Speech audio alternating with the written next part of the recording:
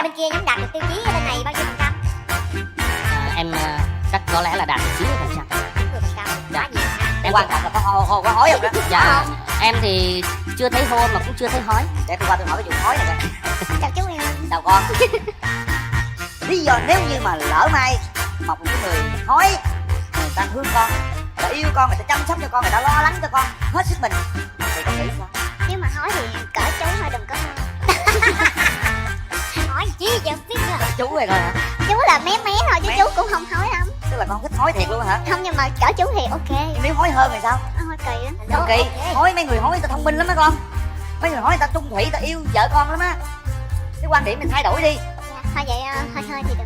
Hơi cũng được, hơi. Thôi được rồi, cái cô này thiệt là tình luôn á. Không biết mấy người hói ta có tội tình không? Mấy người hói là thông minh toàn là làm lớn không hả con? Toàn là đại gia không hả con? Hói mà bụng bự chút xíu nó còn giỏi hơn nữa. Bụng tự. Dạ, em chào chị Cát Tường, chào chú Huyền Linh, chào bạn nam bên kia. Chưa, bạn nam bên kia chưa có ra. Dạ. Chú chào con, có mình Dạ. chú và con. Chú ngồi có một mình nè. Để Dạ. coi bạn trai ra thế nào nha. Mời bạn nam, mời bạn ngồi. Dạ, em tên là Bùi Thị Tuyết Vân. Em 27 tuổi, hiện đang sinh sống và làm việc tại thành phố Hồ Chí Minh. Mình đang làm công việc gì? Dạ, Vâng? em đang làm bên dịch vụ giấy tờ nhà đất. Là mình quê ở thành phố Hồ Chí Minh luôn, Dạ, đúng đúng không? rồi. Em ở quận mấy? Dạ, em ở Phú Nhuận. Phú Nhuận. Dạ. Rồi, mời bạn trai. Vân 27 tuổi, làm dịch vụ bất động sản. Nhà và quê ở Phú Nhuận. Dạ, lời đầu tiên thì em xin kính chào tới anh Quyền Linh, Chào em. chị Cát Tường và bạn gái bên đó, rồi cùng tất cả ban giám khảo. Không có ban giám khảo. Đây không có cuộc thi. Có Các ban khán giả.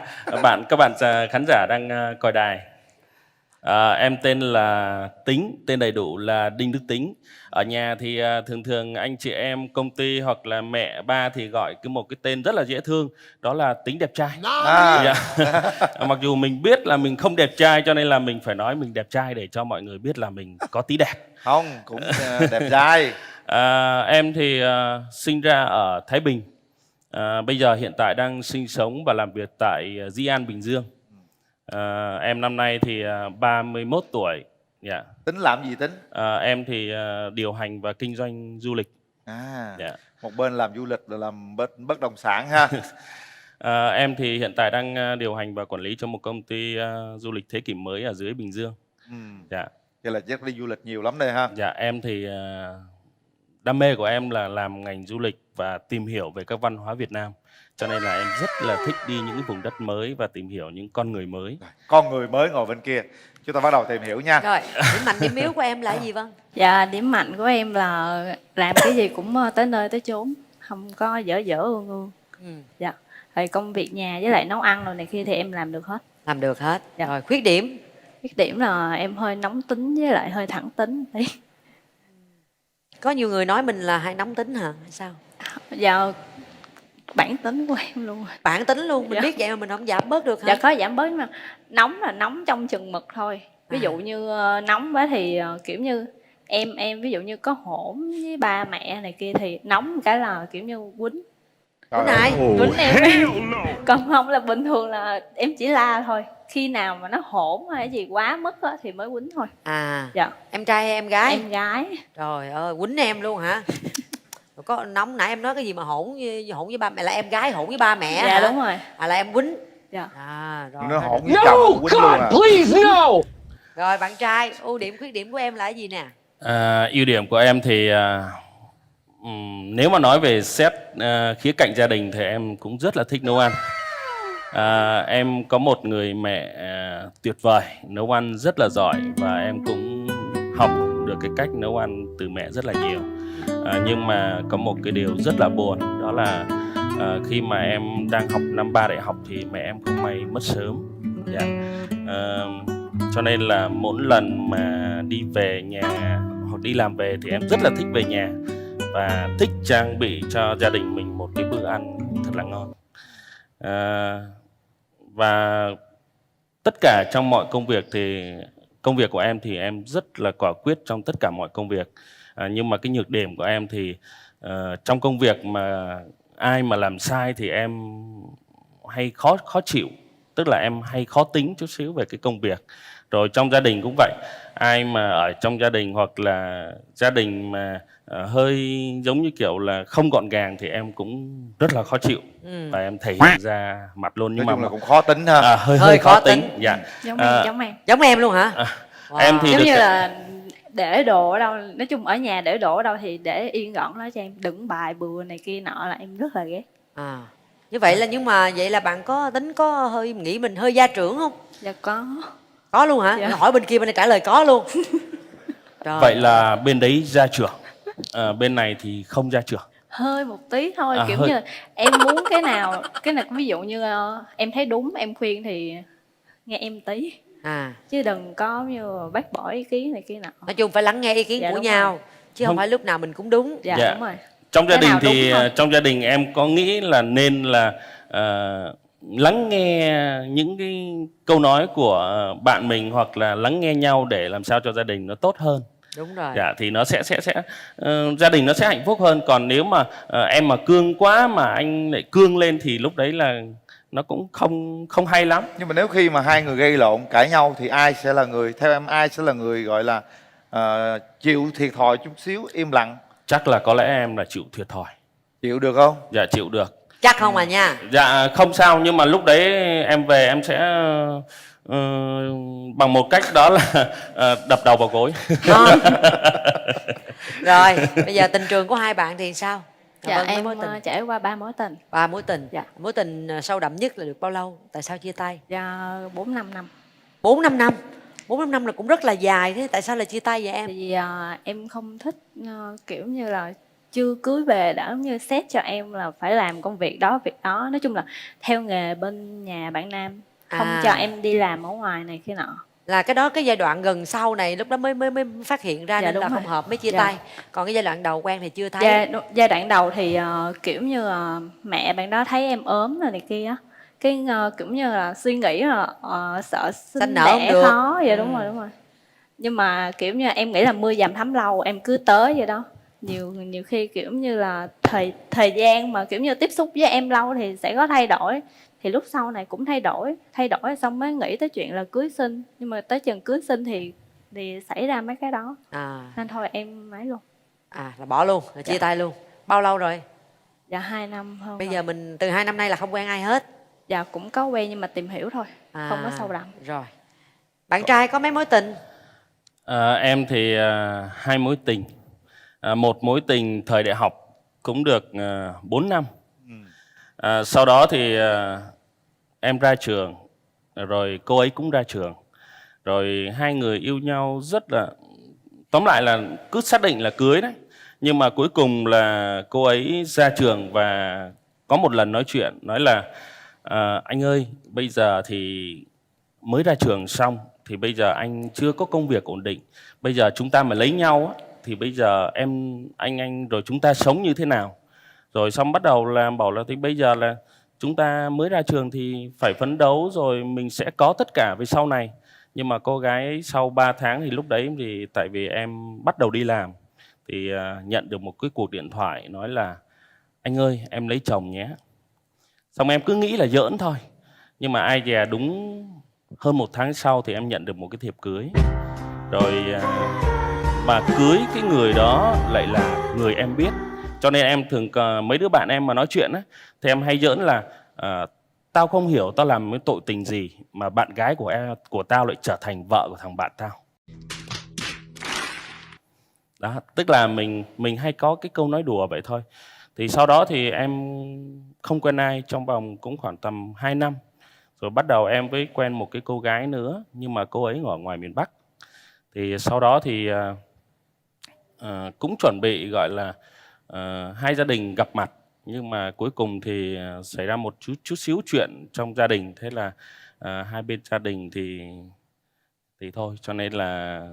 Nói chung hai bạn kể thì chúng tôi thấy cái duyên nó cũng gần đến rồi ha. Dạ. Bạn nào cũng vậy, cũng tính nghĩ đến hôn chuyện nhân cưới hết rồi. Dạ. Nhưng mà cuối cùng duyên không có đặng. Dạ. Thôi bây giờ mình bỏ qua hết, mình đến cái duyên mới đi. Hai bạn gặp nhau ngày hôm nay cũng qua một quá trình rất là lâu rồi. Chúng tôi cũng tìm mọi cách để hai bạn có thể hợp nhau nhiều thứ rồi. Hy vọng hôm nay cái duyên này nó kết cái phần nữa là xong nha. Rồi, bây giờ bạn gái muốn tìm một người đàn ông mẫu hình lý tưởng như thế nào? Dạ em muốn tìm người cao trên mét 7, Rồi, biết có biết cách ăn mặc một tí, Rồi không hô không hối. không hô không hỏi. lại là không hô không hói, quen thuộc quá. Ôi, Còn gì tội nữa? cho những Dạ, người hô hối. biết cách sống với gia đình với lại mọi người xung quanh. Rồi có điều gì em không thích ở người bạn trai? Dạ không thích mấy người cà rỡn, Cà với lại rỡn. Cà dạ, rỡn. nóng tính hay càm ràm. Em cũng nóng tính mà em không thích ta nóng tính. Dạ phải có một người cương phải có một người nhu, chứ không thể nào mà hai người cùng cương hết được. Rồi gì Dạ. nữa? Em không thích bê bối, nói chung là ở giờ. Rồi bạn trai bên kia nhắm đạt được tiêu chí bên này bao nhiêu phần trăm? Em chắc có lẽ là đạt được 90%. 90%, quá nhiều rồi ha. Em quan trọng là có hô có hối không đó. Dạ, Có em thì chưa thấy hô mà cũng chưa thấy hói. Để tôi qua tôi hỏi cái vụ hối này coi. Chào chú yêu. Chào con.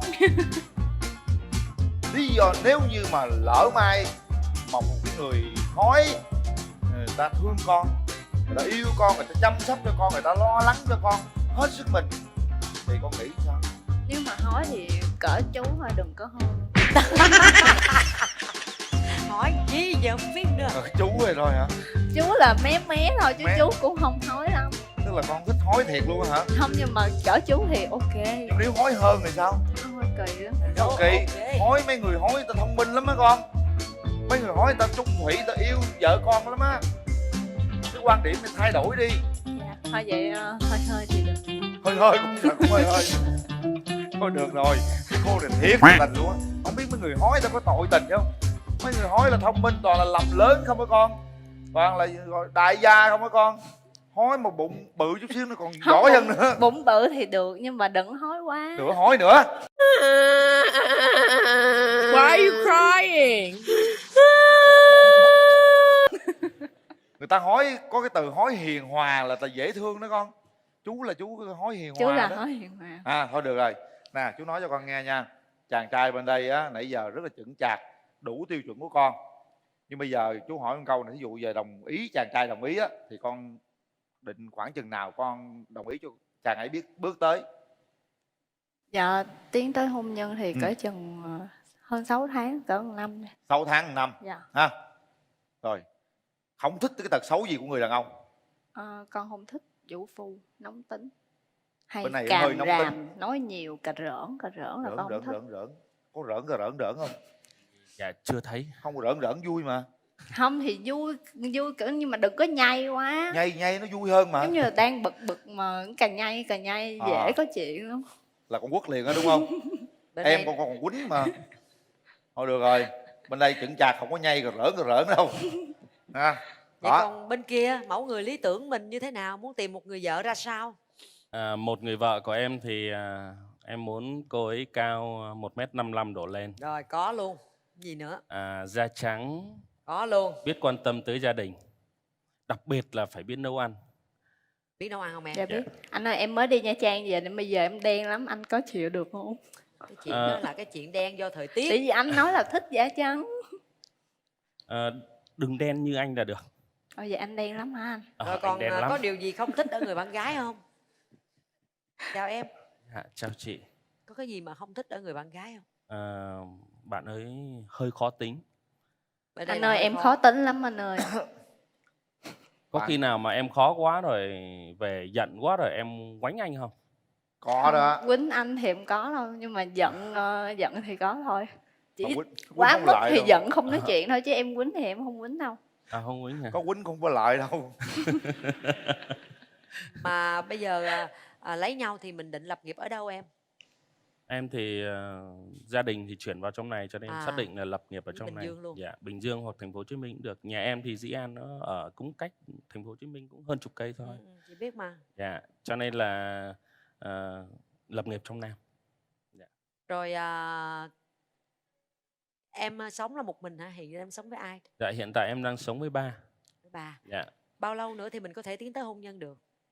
Nếu mà cái thời gian mà cho phép mà nhanh nhất thì 3 cho đến 6 tháng. Bên đây nghe 6 tháng 1 năm đã nhanh rồi, bên đây 3 tới 6 tháng. Dạ. 3 hối hả hay sao? Một phần dạ cũng không có hối, cái quyền quyết định gia đình là do mình thôi, nhưng mà mình cũng phải là tìm hiểu kỹ hai bên, rồi cũng em và cô ấy, rồi hai bên gia đình, rồi thì sẽ quyết định cái ngày sớm nhất. Cái công việc em làm là em có hay đi công tác xa rồi gì không, hay là mình Dạ em cũng hay đi anh chị ạ. Tại vì có những cái trường hợp mà bắt buộc thì em hay phải đi trực tiếp, và cũng như là quan hệ về khách hàng là bắt buộc mình phải làm. đi trước để mình chọn địa điểm rồi để mình dẫn tour đi á, đúng không? Dạ không, cái đó thì em đã chuẩn bị sẵn rồi. À. Nhưng mà tức là mình đi mình chăm sóc khách hàng là chủ yếu thôi. À, Dạ. là đi theo tour luôn, cái gì dẫn Dạ, khách đi luôn á, đúng dẫn không? khách luôn. Có lúc mà thiếu hướng dẫn thì em sẽ làm guide luôn. À, hay Dạ. quá. Vậy để chị Anh hỏi. ơi, thường thường anh đi lâu nhất bao nhiêu ngày anh? Đó. Lâu nhất thì thời điểm mà lâu nhất có lẽ là sẽ là 6 ngày. Cái tour, ví dụ tour 6 ngày, 5 ngày gì đó, tour 4 ngày gì đó. Dạ. Em có ghen không? Dạ không ghen. Có Nhưng gì? mà ví dụ May quá. không ghen thì là không đúng, nhưng mà kiểu như nếu mà lỡ có gì mà em biết được đó là đi luôn. À, lâu lâu em sắp xếp, lâu lâu thì em đi theo tour chung với ảnh cũng được. Dạ, đúng không được. em? Được không em?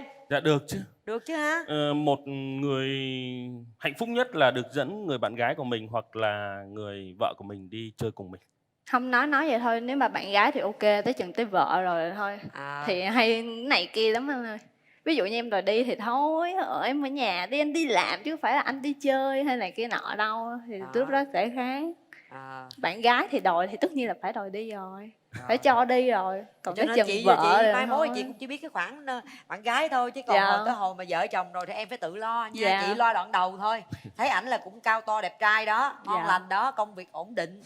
Còn chuyện nữa, bây giờ mình đi về Bình Dương làm dâu được không?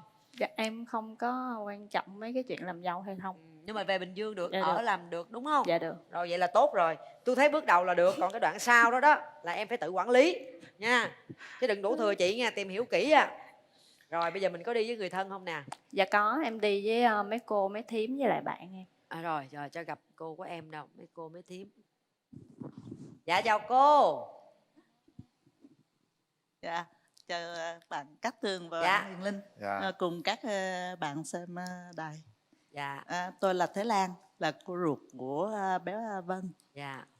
Bữa nay thì đã được nghỉ hưu rồi, do đó mới được đi tham dự ngày hôm nay. Thì cô thấy hai bạn này như thế nào cô ha? Thật sự nếu mà nhìn ra, mới nhìn thì rất là có cảm tình với hai đứa. Dạ. Hai đứa nói ra tính tình thì có vậy, nhưng mà thú thật vì hoàn cảnh của Vân á thì phải nói là cũng đáng thương là mẹ đang bệnh. Do đó nãy Vân nói là nếu mà đã có chuyện hẹn hò này thì có thể là chuyện hôn nhân có thể là kéo từ 6 tháng đến 1 năm là đúng, tại vì mẹ bệnh nặng. Vân phải vừa đi làm, mà em thì học lớp 12, ba thì phụ cũng ở nhà cũng buôn bán vậy đó, để lo cho mẹ. Dạ. Do đó cần nếu mà hai đứa đến thì cần một người bạn trai phải hiểu và thông cảm. Thì không biết là như thế nào, tại vì cái này nói đâu đụng ra là đương nhiên bắt buộc phải chuyện đó thôi, nhưng mà về có chấp nhận thông cảm được hay không, đó là chuyện đó nữa, chuyện khác. Tại vì lo cha lo mẹ thì đương nhiên phải chuyện sẽ xảy ra rồi. Cái thứ hai nữa là tại vì thấy rõ ràng là thấy cháu trai đây thì tướng tá thì rất là ok, mà đi công tác thì đi du lịch thì công tác làm mà công tác đó thì miệng lưỡi cũng nhiều lắm, mà không biết là cái số hậu qua thì như thế nào. Nói với cô vài câu đi, cô hiểu đi. Dạ thưa cô thì con cảm ơn lời chia sẻ của cô. Thì về gia đình thì lúc nào mình cũng phải như làm bổn phận con cái thì lúc nào cũng phải đặt gia đình lên hàng đầu. Dạ như mẹ con hồi xưa cũng thế thôi. Trước khi mất thì tụi con nhà có 4 anh chị em, thì con với anh trai thì mấy chị không đi chăm được thì tụi con cũng phải tự đi chăm mẹ thôi. Thì con có hiểu cái hoàn cảnh đó, và mẹ bệnh bao nhiêu thì cũng phải lo cho mẹ bấy nhiêu, lo cho gia đình, rồi xong bắt đầu là đến cái việc của mình. Mẹ khỏe thì cái gì mình cũng có sau này. Con thì đi công tác thì cứ 1 tuần, hoặc là nếu mà dài hơn nữa thì cũng có khả năng tới 10 ngày. Nhưng mà cô cứ yên tâm. Dạ con đã yêu ai thì yêu hết mình, hết yêu rồi mới yêu người khác. Thôi con nói giỡn thôi. Nhưng mà con thì chủ yếu là gia đình là chính của họ. Dạ. Thôi cô cũng có lời cuối là cô cũng mong là hai đứa sẽ tạo cho nhau một điều kiện cho nhau để tìm hiểu nhau nha. Con Xin cảm hết. ơn cô nhiều. Dạ, cảm Cảm ơn ơn cô. cô. Rồi tính đi với ai Tính? Lần này em đi với anh trai ruột, anh Tình và anh các ruột. bạn đồng nghiệp. Dạ, Alo. chào anh ạ. Dạ, em chào anh Quyền Linh, chào chị Cát Tường, chào các quý khán giả. Rồi chào anh. Thì em cũng là anh trai của Tính. Thì theo anh thấy thì cô gái bên này thì cũng được, cũng đúng yêu cầu của em. Nhưng mà tính anh trai, tính em của anh ấy thì nó cũng hay giỡn lắm. Cũng vui tính, cũng lo chăm sóc gia đình cũng tốt. Nhưng mà cũng nóng tính. Nhưng mà em mà nóng tính thì cũng ấy thôi. Đây là chương trình này là cái hẹn hò, là cũng là cái duyên của hai người được gặp nhau. Còn cái nợ thì do hai em sau chương trình này thì chúng em sẽ gặp nhau và tìm hiểu nhau nhiều hơn. Đó. Dạ, cảm ơn anh. Rồi bây giờ chúng ta đã nghe nói chuyện với nhau, trao đổi và nghe ý kiến của người thân rồi. Cái quan trọng là hai bạn gặp mặt cảm nhận như thế nào nha. Mở rào. Bắt đầu đi bạn. Chào anh. Chào em.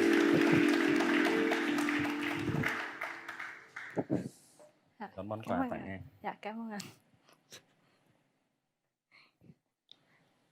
Rồi chúng ta trò chuyện thoải mái đi các bạn, cảm nhận về nhau như thế nào? Anh gặp em rất là dễ thương. Cảm ơn anh. Anh mong rằng thì chúng ta đã có cái duyên đã gặp nhau ở ngày hôm nay. Thì còn cái phận thì chúng ta sẽ bước tiếp theo cái thời gian sau này. Duyên có rồi đấy, còn phận thì chúng ta sẽ tự quyết định cho nhau. Anh thì như ban nãy chia sẻ thì anh cũng khá là nóng tính trong gia đình. Đó là một cái nhược điểm của anh. Nhưng mà anh sẽ tiết chế được cái nhược điểm đó. Và còn anh làm bên ngành du lịch và cũng như là đi công tác rồi 1 năm thì cũng khá là thường xuyên. Thì không biết là em thấy thế nào? Em không có quan trọng chuyện anh đi công tác, miễn sao anh có đi có về là được rồi. Cái đó thì chắc chắn rồi. Nhưng cái giải quyết hai bạn nên giải quyết ở đây là gì? Bạn nam nóng tính, bạn gái khó tính, rồi thẳng tính, rồi còn cái gì tính nữa. Thì các bạn tính cái chuyện đi, chuyện nó quan trọng lắm đó. Ví dụ như em nóng quá thì anh, trong lúc hai người cùng nóng thì anh có chịu như là nhường em một tí để em xuôi bớt rồi và bữa sau anh lại nói chuyện hay là cái gì không? Chắc chắn là như vậy. Em mà đã nóng tính thì anh sẽ, lúc đó thì anh sẽ không nói gì cả và anh sẽ im lặng. Và qua ngày mai em hết nóng rồi thì chúng ta sẽ ngồi lại nói chuyện giống như người bạn. Rồi chúng ta mổ xẻ cái vấn đề mà tại sao nóng ra, thì để chúng ta sẽ có một cái cách giải quyết tốt hơn. Với lại một cái nữa là thì giống như là tính chất công việc, em cũng đi giao tiếp này kia nọ, nói chung là cũng có uống bia đó. Anh có khe mấy chuyện đó không? Ý là anh có khó chịu hay là anh không thích bạn gái anh nhậu nhẹt hay là cái gì này kia không? Nhậu tiếp khách thì cái đó là cái việc bắt buộc rồi, nhưng mà em đừng nhậu nhiều quá, về nhà mà say lúc đấy là Em không bao giờ kiểu như em sẽ giữ bình tĩnh khi em về nhà, nhưng mà em đi nhậu vậy thì anh cũng đâu có sao đúng không? không sao. Kiểu như cũng anh có có một cái khó công trong việc. vấn đề đó không anh? Cái đó là chắc chắn là điều mình phải làm, và anh cũng như thế thôi, và em cũng như thế, cùng nhau hiểu nhau là được rồi. Anh thì không uống được nhiều, còn không biết Bình thường anh uống được bao nhiêu? anh uống giỏi lắm, được đến lon thứ 3 là cũng hơi say rồi. Em cũng được cỡ đó. Vậy là Vậy về bây nhà giờ nói Hai từ đầu người nhậu bọm chung nhậu nhau chứ. được rồi đó. Thì lúc mà em đi á, cái chú em nói là lên nhớ hỏi nha, nói là nếu mà anh đã biết nhậu thì ok, còn không biết nhậu là thôi không được rồi. Rồi bây giờ anh không biết nhậu rồi giờ sao? Nên em về em sẽ tối người một lon thì anh cũng sẽ biết thôi. Vậy hả? Rồi có ai bây giờ gọi là vợ chồng nhậu không? Không chú, nhưng mà khi có gì hay gì không nói được, cho anh uống vô thì có thể anh sẽ dễ nói hơn. Rồi đất ơi, bây giờ nói vậy thôi chứ nữa gì về mà chồng nhậu lúc đó mới thấy khổ. Vô chuyện hẹn hò đi nè. Đó, bây giờ thời gian thì không có nhiều. Anh thì hay đi công tác, Rồi công việc sao sắp xếp để mình gặp nhau được như thế nào để mình tiến tới hôn nhân nhanh, vì ai cũng muốn là đám cưới nhanh hết. Trong cái thời gian mà bắt đầu tháng 9 á, thì bên anh cái lượng công việc nó rất là ít. Thì anh không biết là em có nhiều thời gian rảnh hay không. Tạm thời là không. Tự cô em cũng chia sẻ là mẹ em bị bệnh đó. Em cần thời gian với mẹ nhiều hơn. Rồi không sao. Mẹ bệnh như vậy thì cho phép anh đi cùng em vô thăm mẹ được không? Hiện tại mẹ em đang ở nhà. Dạ. Vậy cũng được. Anh có giống như anh có lấy cái đó, anh có cảm thấy cái đó là trở ngại hay gì của anh không? Anh gia đình là số 1, cho nên là cái đó không quan trọng và cũng không thành vấn đề gì với anh. Có một cái điều anh hỏi thế này, anh là người gốc Bắc sống ở trong này thì không biết là gia đình em có thích người Bắc hay là không thích người Bắc không? Dạ không có vấn đề đó. Chỉ cần mình sống tốt thì mọi người sẽ ok hết chứ mà. Rồi, cái đó thì rất là cảm ơn và trân trọng điều đó. Dạ. Anh có còn cái gì muốn nói với em không? Chắc là từ từ sẽ nói. Dạ. Hai bạn có vẻ đều gia trưởng với nhau đó. Vậy thì quyết định ai sẽ là người quyết? Trong gia đình Có lẽ là trong gia đình thì đã là vợ chồng thì muốn quyết một cái công việc gì đó thì tốt nhất là nên hai vợ chồng cùng nói chuyện với nhau và đưa ra một cái quyết định là quyết để làm một cái việc gì đó. Để mà tự mà mình quyết thì mình không nói cho vợ thì cũng không được, bắt buộc là như vậy. Cho nên là làm cái gì mình phải có sự chia sẻ cho nhau thì hợp lý.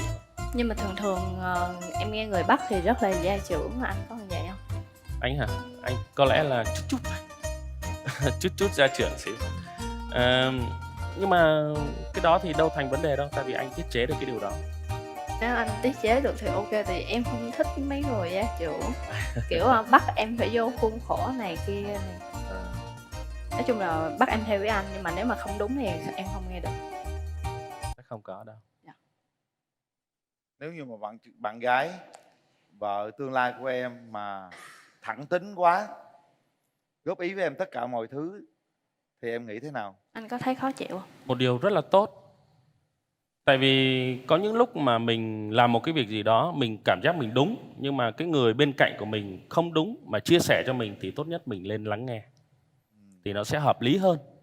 Bây giờ thì nói vậy thôi, chứ lúc đó đó vợ nói anh sao vậy, anh này kia anh kia, lúc em đang nóng lên nữa như thế nào?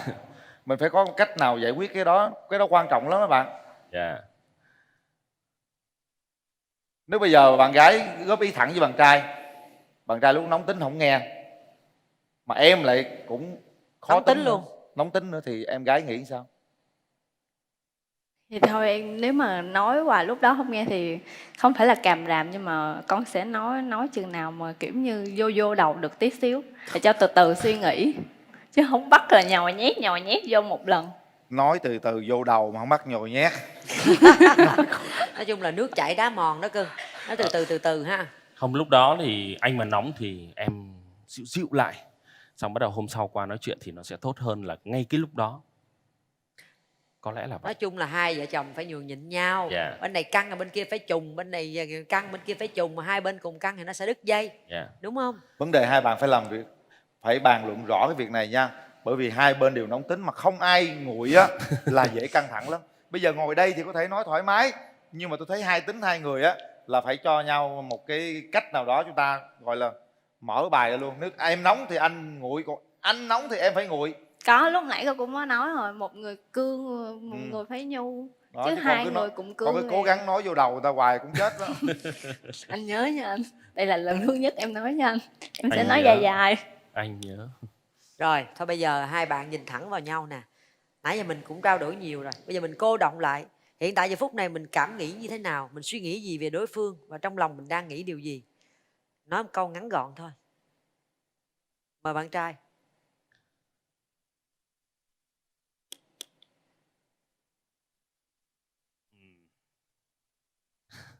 Nói tất cả những gì mình đang suy nghĩ với bạn ha, không cần phải hoa mỹ gì cả. Chúng ta nghĩ thế nào chúng ta nói đó, nói thật với lòng mình, với người đối diện. Em có đồng ý làm bạn gái anh không? Em sẽ trả lời bằng nút bấm. Chính xác. Em phải nói cái gì để bạn gái có thể cảm nhận điều đó ngay bây giờ?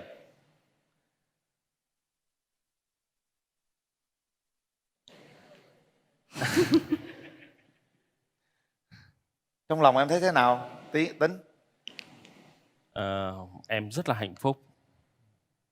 Thứ nhất là chương trình đã tạo điều kiện cho em một cô gái rất là dễ thương, lại đặc biệt nữa là lại chăm sóc, rất là hướng về gia đình, là cái điều đó em rất là cần. Một cô gái em cảm giác mới đầu nhìn nhận một cô gái tuyệt vời. Nhưng mà ví dụ như em lanh quá thì anh có cảm giác em đanh đá không? Đánh đá hả? Đánh đá? Thế nào mới gọi là đánh đá chứ? Đánh đá là xéo sắc á. Đúng rồi. Xéo sắc à? Dữ dội đó. Dữ dội hả? Không sao. Bây giờ cái gì cũng không sao hết, mai mốt mới có sao. Thôi bây giờ bạn trai hãy hát một bài hát tặng bạn gái đi. Chứ nãy giờ anh nói có vẻ hơi khó nói nha. Bây giờ mình mượn một ca khúc nào đó, mình thể hiện tình cảm của mình bây giờ dành cho cô gái đi, rồi chúng ta quyết định có bấm nút hay không. Mời. Dạ, bây giờ thì anh gửi em một bài hát Vì Đó Là Em của Diệu Hương. Rồi.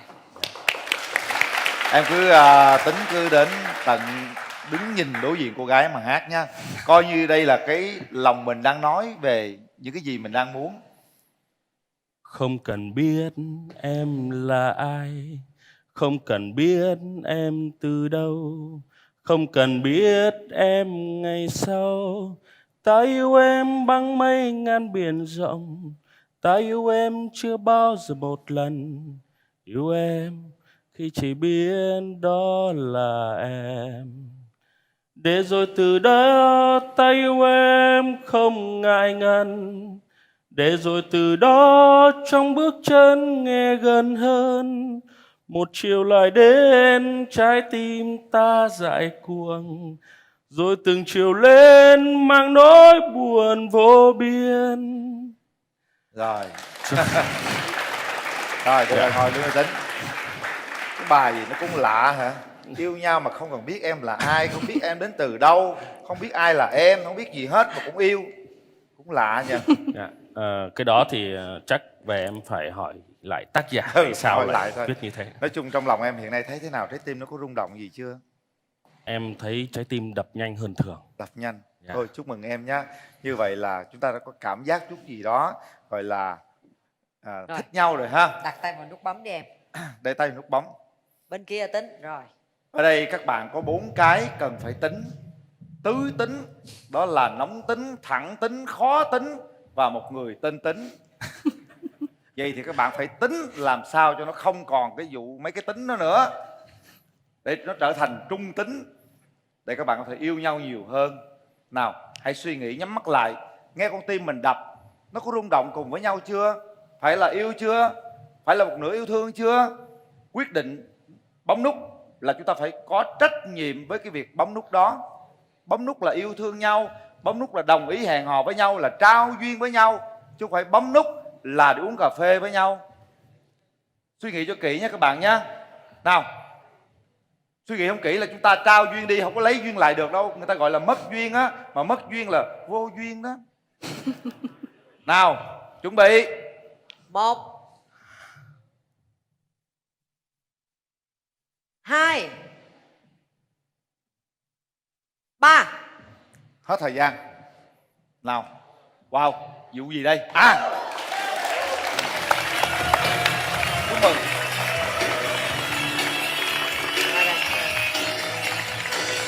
Nắm tay nhau nào. To con mà sao bấm chậm vậy? Sao chậm vậy Tính? Tay lạnh quá chị. Hả? Chị tưởng em không bấm chứ. Dạ có chứ. Em rất là muốn bấm ngay từ cái lúc mà ngồi lên ghế cơ. Sao mà bấm chậm hơn người ta? Nó rung quá, nó bấm hụt cái nút. Cái nút tại đây mà ông cứ bấm dưới đây hoài luôn. chút xíu mà mò không ra cái nút là xong luôn rồi. Thôi dù sao cũng làm, cuối Rồi. cùng cũng tìm được cái nút. Nắm tay nhau chưa? Đấy, bây giờ chúng ta tìm đã ra bóng nhau rồi đấy. Bao nhiêu năm trên cõi đời này chúng ta chưa bao giờ gặp nhau lần nào, và bây giờ nói chuyện với nhau trong giây phút rất là ngắn ngủi nhưng đã có một chút rung động. Chúc những rung động đó nó sẽ phát triển thành cái tình yêu các bạn sẽ lớn mạnh nhá. Nào, hãy có một nụ hôn để chứng minh ngày hôm nay các bạn đến với nhau bằng cả trái tim của mình.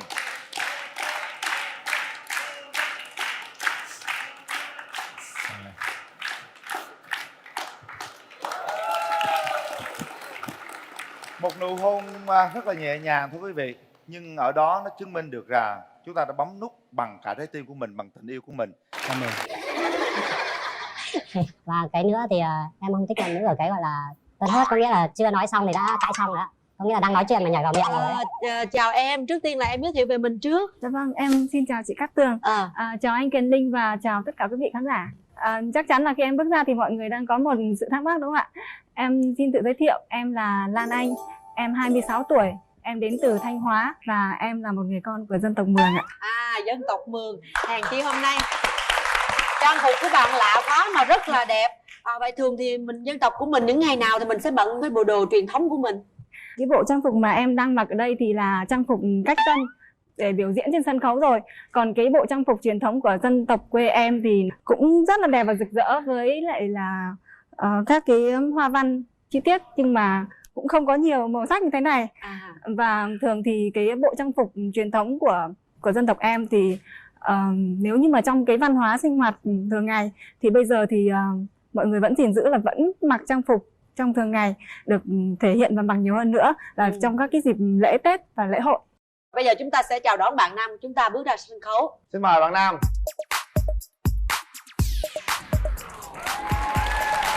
Chào bạn. Bạn từ đâu đến? Xin chào anh Quyền Linh, chị Cát Tường và quý vị khán giả trong phòng quay. Em năm nay 31 tuổi, em tên là Nguyễn Văn Cai, cũng đến từ Thanh Hóa, cũng là dân tộc Mường. Bạn nữ ơi, vậy mình có bài hát hay một đoạn nào tiếng Mường không? Như vậy thì em cũng xin được một đoạn hát, một câu hát tiếng Mường. Rồi. Đang cho hát kinh mướn thái giao, cần chung chưa chung táng khả ti, chung vò rạc đèn chiêng lên hãy ồn eng ơi, cho tiếng cúng vang vang khắp. Thế thì bạn.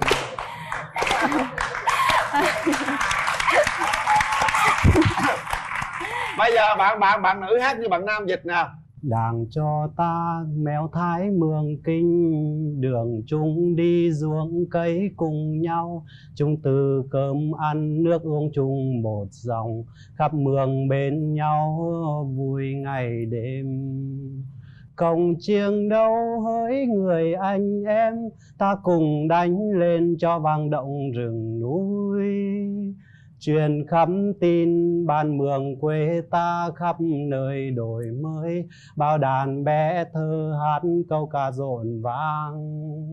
Đảng cho ta 4 mùa xuân thắm tươi, cổng chiêng đâu hay cùng ta hát vang. Hay quá. Hay quá. Một sự khởi đầu cảm thấy rất là vui vẻ, rất là hưng phấn. Tường muốn hỏi bạn là nghề nghiệp bạn hiện giờ là như thế nào? Công việc ổn định không? Ra sao?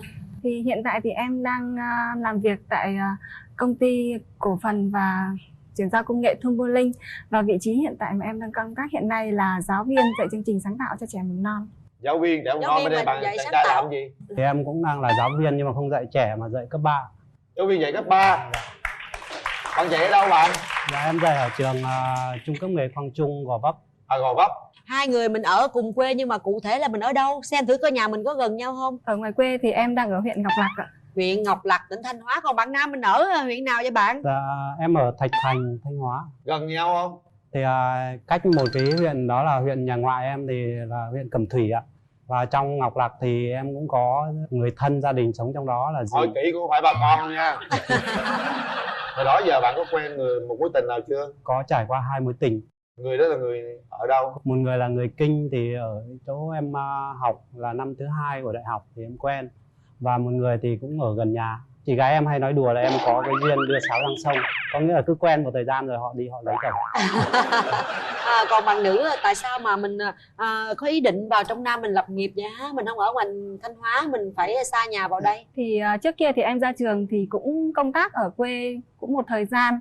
Thì thật ra thì hồi đấy khi công tác thì cũng có quen bạn rồi, cũng nghĩ đến tương lai là sẽ kết hôn với người đấy, nhưng mà mối tình đổ vỡ rồi cảm thấy rằng là có nhiều áp lực và nhiều cái điều mà mình cảm thấy buồn, nên là em cảm thấy em muốn thay đổi cuộc sống của em.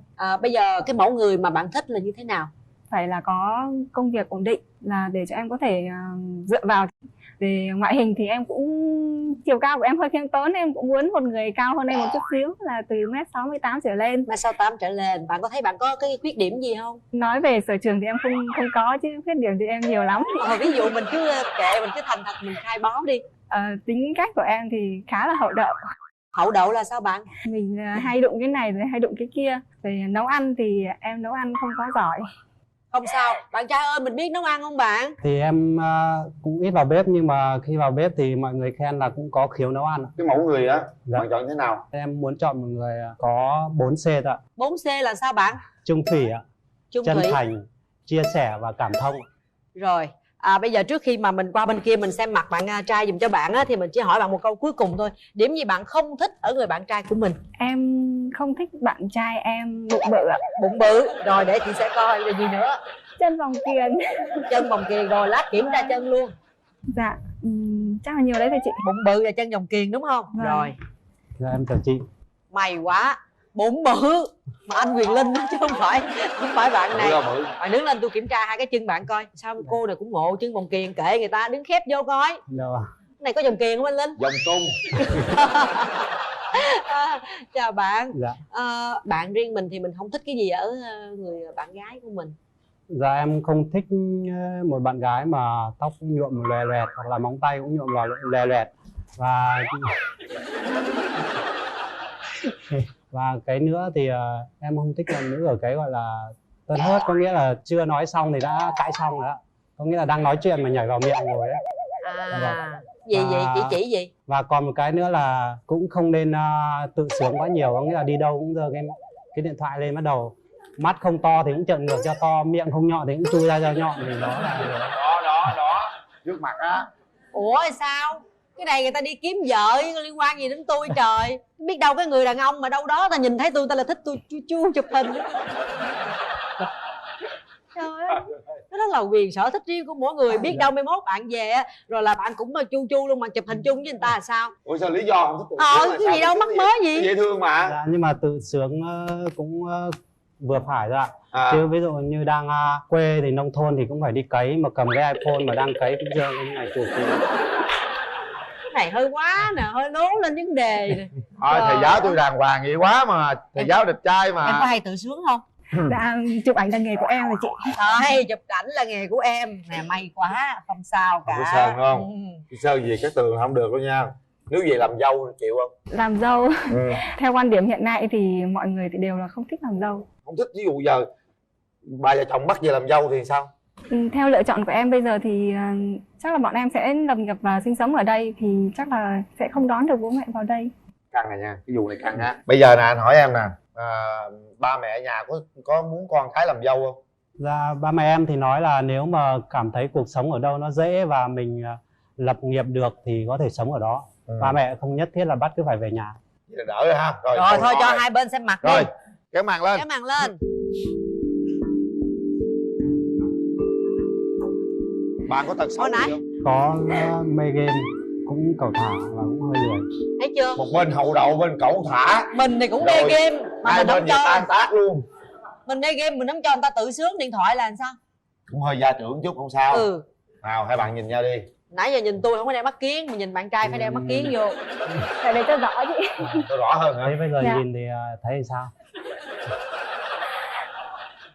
Cô giáo thì thang điểm 10 thì có được trên trung bình không? Cũng khoảng trong cái cỡ từ 6 đến 7. Thế là ok, trung bình khá. Trung bình khá. Thì cũng rất may mắn là khi nghe bạn hát á, thì thực chất là mình rất vui, bởi vì đó là bài hát do ba mình sáng tác. Ủa, ba bạn là nhạc sĩ hả? Dạ, ba em là nhạc sĩ nghiệp dư ạ, có nằm trong hội viên Hội nghệ thuật tỉnh Thanh Hóa, nhưng mà do ba không đi học về cái lớp gọi là chuyển lên thành chuyên nghiệp, là nhạc sĩ Nguyễn Văn Tý có về tìm tác giả của bài hát đó thì cả hai lần ba em đều vắng mặt, cho nên là không đi học để trở thành nhạc sĩ. Rồi thôi bây giờ mình tâm sự với nhau trong vòng 2 phút ha, nhanh đi ha. Thì hiện giờ là em đang làm ở đâu? Em đang sống và làm ở chỗ quận Tân Bình. Thế thì cũng gần anh ở Gò Vấp. Em biết kể chuyện. Dạ. Chị nghe cái giọng em nói nó đều dễ ru ngủ lắm đó. Này kể chuyện ma là hay lắm nè. Giọng kể chuyện ma đó. Đâu em kể một câu chuyện ma nào nghe coi cổ sợ thì không? cũng thử kể một đoạn chuyện ma để em và quý vị khán giả. Thiệt luôn hả trời? Hỏi chơi làm thiệt luôn hả? Rồi kể đi. Trong chuyến phà cuối năm từ Đức sang Thụy Điển, tôi gặp bác sĩ Vũ Xuân Lộc. Ông đã kể cho tôi nghe một câu chuyện dị thường. Đó, còn câu chuyện như thế nào thì mọi người sẽ nghe sau. Chuyện thế nào tối đi, quá. tối đi rồi kể cho nhau nghe. Kể chuyện sợ quá, trời ơi, kể đổ qua hồn của nội ơi. Chuyện ghê quá. Rồi, mình còn hỏi gì nhau nữa không nè? 10 giây cuối cùng. Dạ không. Hình như anh chưa hỏi gì về em hay sao? Đúng rồi. Thì thứ nhất là cái em chia sẻ thì cũng thấy được, rồi thứ hai nữa Em đâu có chia sẻ nhiều gì đâu. thì về tính cách, vì người ta bảo là người ta khi cái gặp đầu tiên là cái ấn tượng, đúng không ạ? Thì từ cái ấn tượng và qua cái nhìn thì anh cũng tin là mình, cái người mà khi mà mình đứng cạnh mà thấy nhịp tim nó, cái tần số nó nhanh hơn thì chắc chắn là đấy là mình đã tìm đúng người rồi. Thì nãy giờ thì nhịp tim có nhanh không? Em không biết có nhanh không, bởi vì lồng ngực nó ra đến đây rồi. Thế bây giờ câu cuối cùng nhá. Dạ. Hỏi bạn gái là có chịu bấm chuông không, mà hỏi bằng cái giọng kể chuyện ma hồi nãy á. Em có chịu bấm chuông không? Rồi 2, 3. Em có chịu bấm chuông không? Trời ơi. Hết giờ. Chắc tôi chết quá trời ơi. Hỏi kiểu này nó cầm chuông chạy luôn á. Rồi suy nghĩ thật kỹ và quyết định bấm chuông hay là không nha. 1. Em có đồng ý nhấn chuông không? 2. Anh có đồng ý bấm chuông không? 3. Cả hai đồng ý bấm chuông. Rồi mời em. Ủa em nghe cái giọng anh nói vậy mà em không sợ hả? Mà em vẫn bấm, sao em gan quá vậy? Tim của em rơi ra ngoài mất rồi nên em không còn gì để sợ hơn nữa. Đã đồng ý bấm chuông rồi thì sao? Nắm tay. Run quá hay sao? Trời ơi. Trời ơi, ta chưa có đưa tay mà không chụp luôn kìa. Rồi dù sao cũng chúc hai bạn sẽ tìm thấy được một sự đồng cảm với nhau và sẽ đi với nhau được một quãng đường dài. Chúc hai bạn hạnh phúc. Em không thích gì nói luôn để anh biết. Em không thích những người mà cứ bạn gọi ra đi ngay là thấy không? Tôi không thích. Rồi để anh hỏi bạn gọi đi không nha. Bạn gọi em đi ngay không? Bạn gọi ha anh. Tùy vào trường hợp nữa anh. Ví dụ như đang ở cạnh người yêu thì không bao giờ đi anh. Phải không? Chắc chắn mà. Hứa vậy ha? Dạ. Bạn gọi không đi nha. Dạ. Rồi xong rồi đó, nhiêu đó được rồi. Ngoại hình bạn chỉ muốn là người đàn ông cao thôi, là bạn có không thích cái điểm nào của người đàn ông về ngoại hình nữa không? Là đừng có mập mạp và đừng nhìn đừng có nặng nề quá. Đâu, nhiều người lại đó thích đàn ông tròn tròn ôm cho nó sướng. Với em thì em thích người phải gọn gàng tí nhưng năng động. Anh đi gọn gàng lắm. Sao chị? Hôm nay là đúng ngày sinh nhật luôn á hả? Dạ đúng rồi, hôm nay là ngày sinh nhật của em. Chào em. Dạ em chào chị ạ. Em chào anh Quyền Linh và em chào quý vị khán giả. Em tên là Thu Thảo, hôm nay em 25 tuổi và em là giáo viên dạy tiếng Anh ạ. Rồi, mình chờ bạn nam của mình. Mời bạn trai.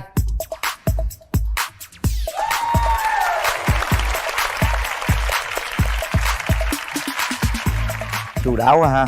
Xin chào anh Quyền Linh, chị Cát Tường và bạn bên cạnh và quý vị khán giả. Thì em tên là Lại Thái Danh. Ngày này 24 năm trước thì em cất tiếng khóc chào đời đầu tiên. Nghĩa là hôm nay sinh nhật của bạn. Dạ. Happy birthday. Cảm ơn anh. Bạn đang làm nghề gì? Dạ hiện tại em đang làm nhân viên ngân hàng. Em là khâu tìm kiếm khách hàng cho vay. Tìm kiếm khách hàng cho vay hả? Dạ. Chờ chúc nhiều người vay lắm nha. Làm ngân hàng thì nhiều rủi ro lắm. Cũng giống như cưới vợ thì cũng rủi ro. Theo bạn làm sao để mình chọn vợ đừng rủi ro? Tất nhiên là muốn cũng giống như ngành học của em thôi. Thì qua một thời gian phải mình thẩm định, mình xem xét tình hình, gia thế, hoàn cảnh gia đình rồi về mọi thứ về bạn đó thì mình sẽ xác định được bạn đó như thế nào. Mình thẩm định thế nào để tôi biết người đó là người mẫu tương lai của mình? Thì mẫu hình của em á là thứ nhất là tóc dài. Tóc dài. Dạ, chỉ cần tóc dài là em rất là ấn tượng. Tại vì khi mà thấy mái tóc người phụ nữ mà xõa xuống và chải kia thì thực sự là em cầm lòng không được. Thứ hai là cao từ 1m58 đến 1m65, biết nội trợ. Rồi để chị hỏi Thảo coi sao. Mình xinh như vậy không lẽ trong môi trường xung quanh mình không có đối tượng nào theo đuổi sao? Tại sao phải nhờ đến cái Tường với anh Quyền Linh? Nói chung là khi vào trường sư phạm nó là một cái môi trường con trai giống như là một loài động vật quý hiếm vậy đó. Trường thì có 6 thầy và thầy nào cũng có hết luôn à. Nhưng ngoài giờ mình làm trong trường, mình đi ra ngoài đâu phải mình làm suốt đâu. Rồi môi trường ở ngoài cuộc sống nữa chi? Thì nói chung là ở trong trường với nhau thì các chị lớn hơn á, chị nhiều khi các chị cũng hay giới thiệu người nọ người kia, nhưng mà gặp 5 lần là lần nào cũng không hợp hay như vậy. Không hợp là không hợp chỗ nào? Và vì bạn ấy không cao lắm thì ra đến ngang tay em là cho họ tự À là về chiều cao hả? Là lùn hơn á hả? là tự họ chạy về hết á. Ủa bên kia cao bao nhiêu vậy? Dạ em cao 1m70 chị. Được không? Cũng được. Cũng được ha. Nãy giờ bạn nghe giọng nói bên đó bạn có ấn tượng gì không? Dạ giọng nói của bạn rất là dễ thương.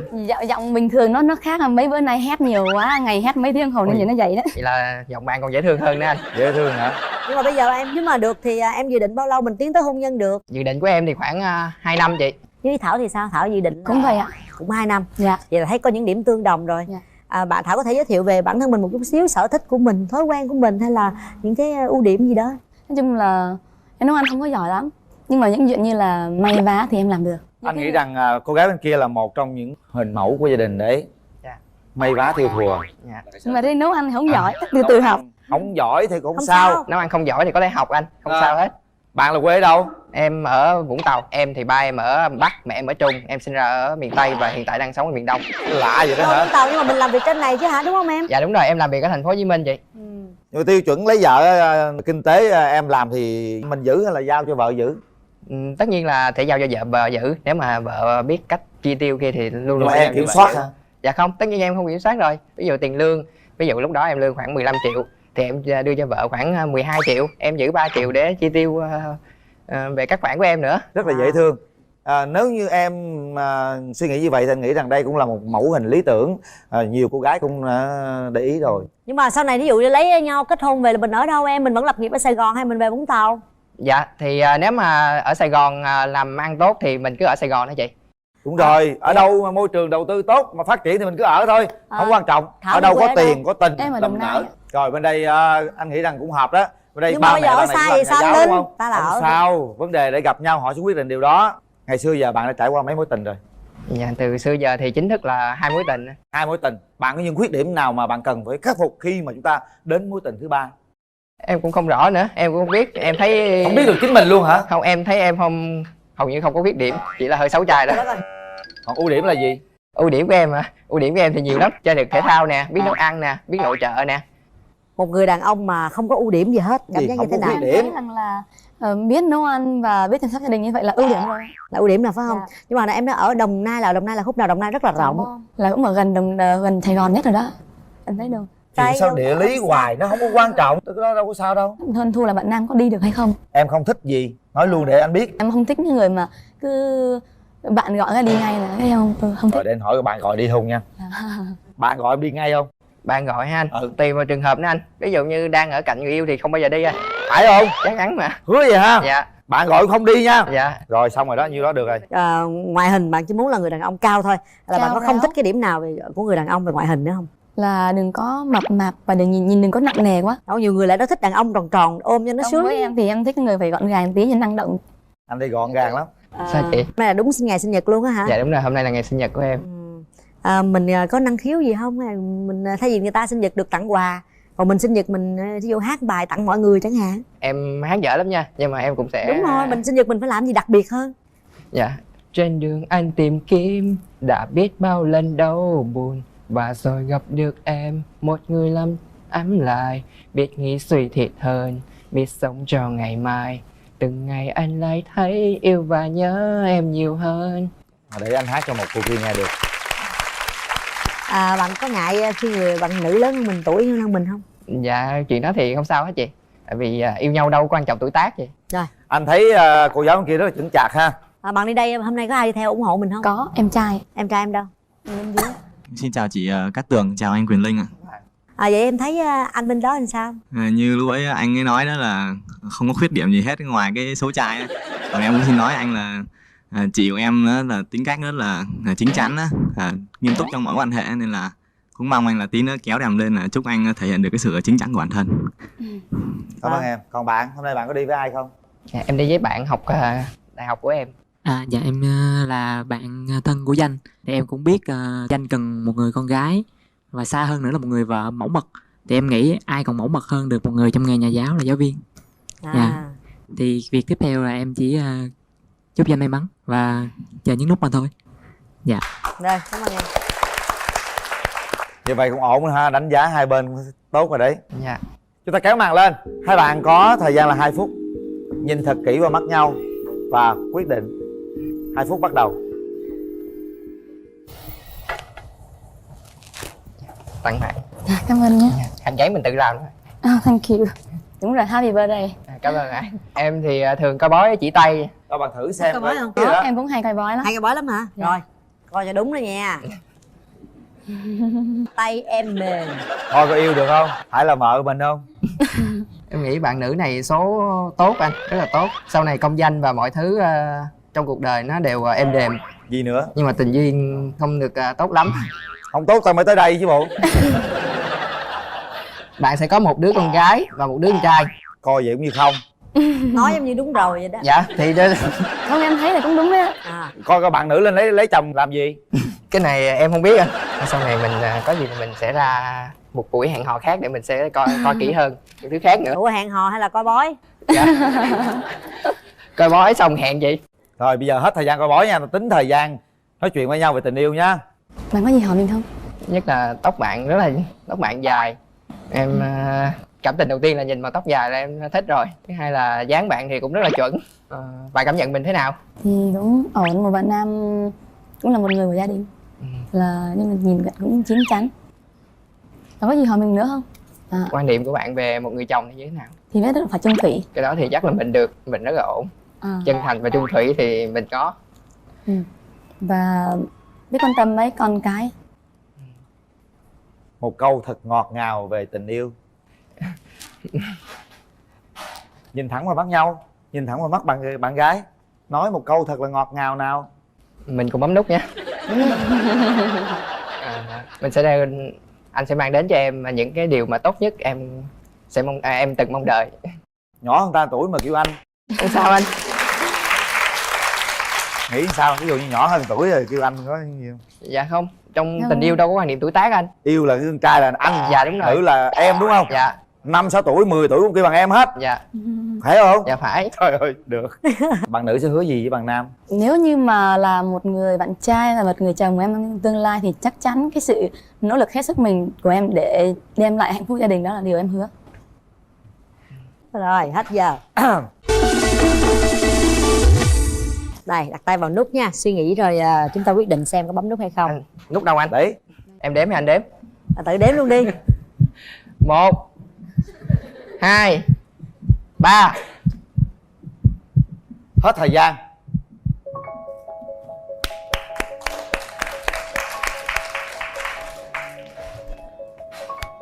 Sao vậy bạn? Vì con gái khi mà lớn tuổi hơn thì cái mặt thường nó già hơn. Nhất là nếu sau khi mà sinh nở hay khi làm mẹ rồi thì nó lại càng già nữa. Như vậy nó rất là cọc cạch, khó mà có thể cân xứng khi đi cùng nhau. Anh nghĩ rằng cân xứng đấy chứ 1 tuổi không là gì cả. Tại vì cái mặt của em bẩm sinh nó già hơn tuổi rồi. Anh rất là bất ngờ về việc đó, bởi vì trong lúc nói chuyện với nhau hai người cũng đã đồng quan điểm với nhau, rất là dễ thương. Em cũng rất là tiếc vì bạn nam hôm nay với tính cách cũng như về công việc, về nghề nghiệp, về mọi thứ rất là hợp với em. Bạn có khó không khi mà suy nghĩ không bấm nút? Rất là khó. Thì cảm thấy rất là buồn vì khi nghe cái bức rèm thì với những gì bạn nam thể hiện về quan điểm cũng như về cách sống và lối suy nghĩ rất là hợp với em. Bạn nam cảm thấy như thế nào? Dạ, em cảm thấy thì chưa có đến duyên được với nhau thì làm bạn hay gì, không sao hết. Biết đâu lại trên chương trình lại chưa được nhưng mà